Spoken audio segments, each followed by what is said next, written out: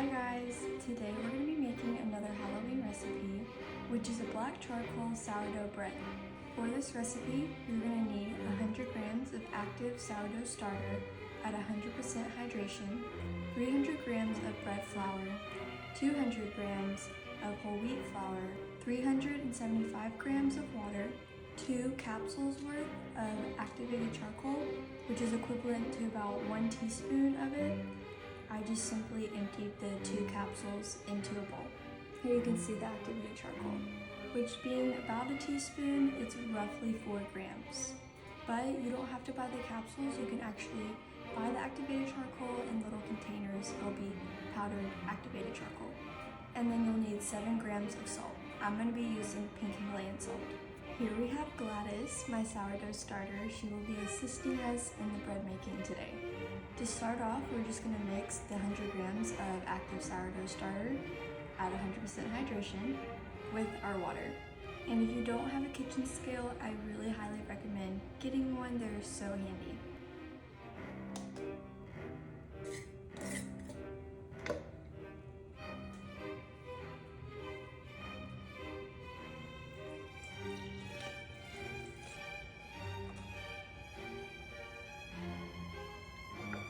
Now we're going to add both the activated charcoal and the salt, and we'll give it a mix.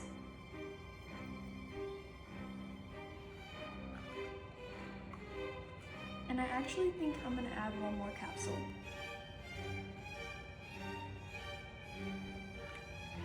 I'm going to go ahead and set this aside, and we're going to mix together the 2 flours.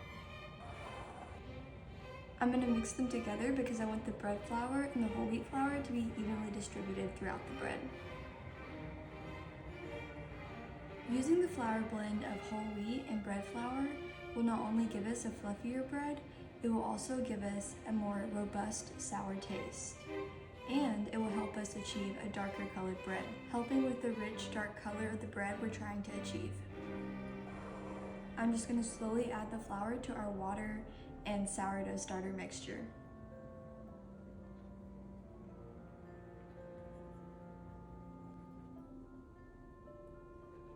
Whenever we get done mixing it, we need to make sure there's no dry bits left. We're now going to let this rest for 30 minutes. We're now going to perform a series of stretches and folds, and we're going to perform the stretches and folds on the 30-minute interval 6 times.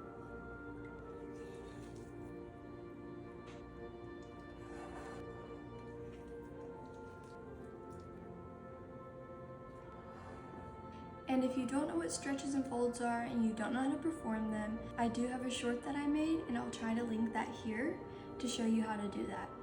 If you don't want to watch that video now, you can also find it in my sourdough terminology playlist.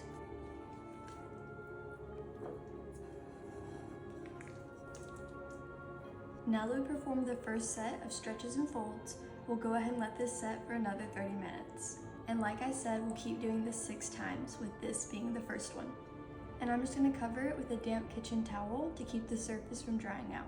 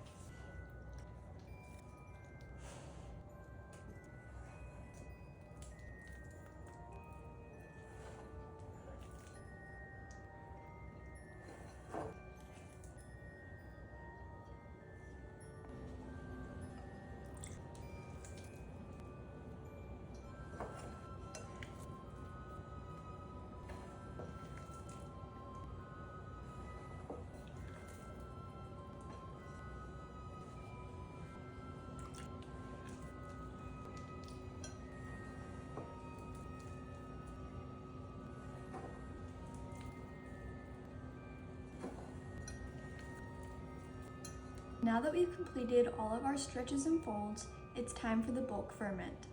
For the bulk ferment, we're simply gonna cover the top of the bowl with a damp kitchen towel, and we're just gonna let it set until it's almost doubled in size and we can see some bubbles that have formed on top. This should take anywhere from 2 to 5 hours. We are now done with our bulk ferment, which for me was about 3.5 to 4 hours. We're now gonna turn the dough out onto a floured surface, and we're gonna shape the dough into a tight ball.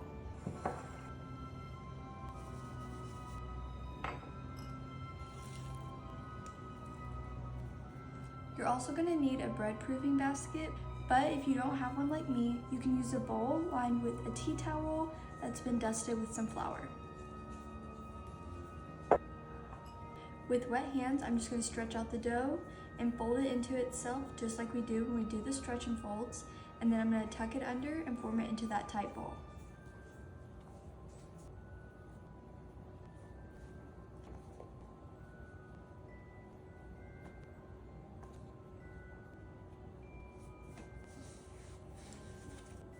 And we're gonna place it seam side up in the bowl. We've covered the dough loosely, and now we're just gonna place it in the fridge overnight for the cold fermentation. And I'll see you tomorrow. It's the next day, and we're gonna go ahead and place our Dutch oven in the oven and set it to preheat 450 degrees Fahrenheit. We wanna still keep our sourdough in the fridge until it's time to place it in our pre-warmed Dutch oven, because it will give us a nice oven spring in the bread. Our oven just reached 450 degrees Fahrenheit, so we're gonna go ahead and continue to leave the Dutch oven in the oven so it stays nice and hot, and we're gonna go ahead and take out our sourdough. And go ahead and grab yourself a piece of parchment paper. I'm just gonna lightly dust the parchment paper with a bit of flour. We're now just gonna turn out our sourdough onto the parchment paper.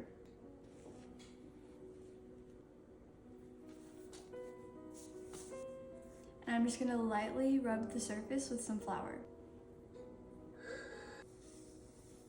Now we can go ahead and start scoring our sourdough bread. What we're gonna attempt to do today is create a Jack Skellington sourdough. I'm gonna be using a bowl as kind of like a guide for his face, and then I will also be using my bread lame and a toothpick. If you do choose to use a bowl, make sure you use a very light bowl. We don't want to put a lot of pressure on the bread dough. I am also holding the bowl on top of the bread. I'm not letting it press into the bread. And with the toothpick, I'm simply just making a line in the flour so I know where to cut.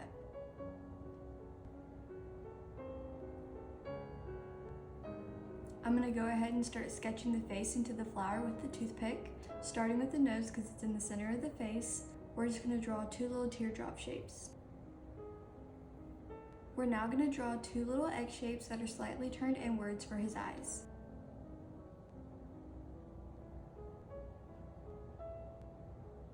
And finally, I'm just gonna draw in his smile. And we're also gonna give him some little eye bags. Now we can go ahead and start scoring the bread. And now for the nose. And now the smile.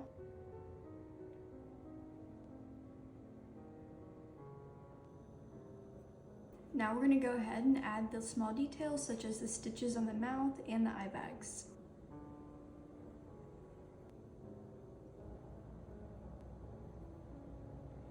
And now we're just gonna carefully cut off the little layer of floured dough on top of the eyes and the nostrils so that it's black and it looks like his empty eye sockets and nose.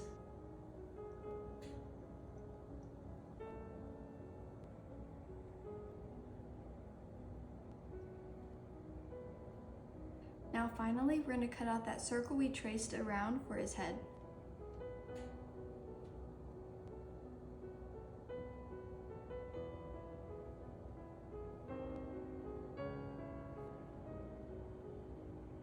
And finally, with some kitchen scissors, I'm just gonna go in and make some snips along the side just as extra decoration.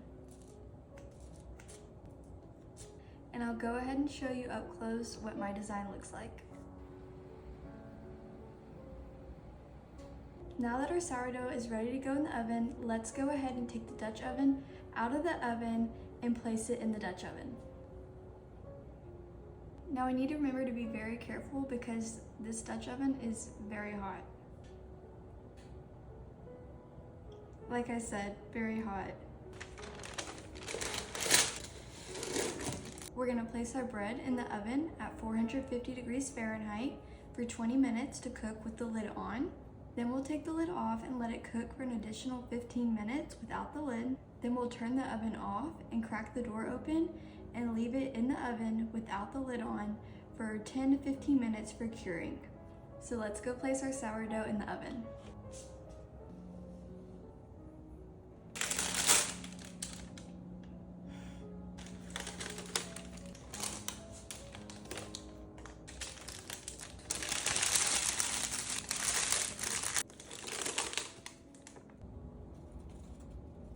And here we have our black activated charcoal sourdough bread with a Jack Skellington design.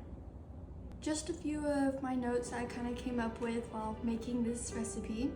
Based on a few cracks of the bread, I can see that the inside of the bread is a deep gray color and we're going for a black. So I would suggest using more capsules than I used. Like I said, I started using 2 capsules and then I decided to use 3, which was a good call because it's still not as dark as I wanted, but that is only because I wanted to use a safe amount of the activated charcoal because there are some risks when using too much of it, and I didn't want this recipe to be unsafe for anyone. But the amount I used was probably about a teaspoon, teaspoon and a half, somewhere in that range. I would use maybe a little more than a teaspoon and a half to 2 teaspoons. Just experiment with it. I'm gonna experiment with it as well. So follow me on Instagram and TikTok. My account name on those platforms is the same as here on YouTube, but they're also linked in my bio. And on those platforms, Instagram and TikTok, I'll be posting my updates when experimenting with this recipe, and I'll be letting you guys know how much of that activated charcoal it takes in order to get the shade of black that I'm wanting. Anyways, thank you guys for watching this video. If you happen to like it or found it interesting or helpful, go ahead and give it a thumbs up and don't forget to subscribe so you don't miss any future content. If you have any comments, questions, video suggestions such as Halloween recipe suggestions, go ahead and leave those in the comment section below. Bye y'all.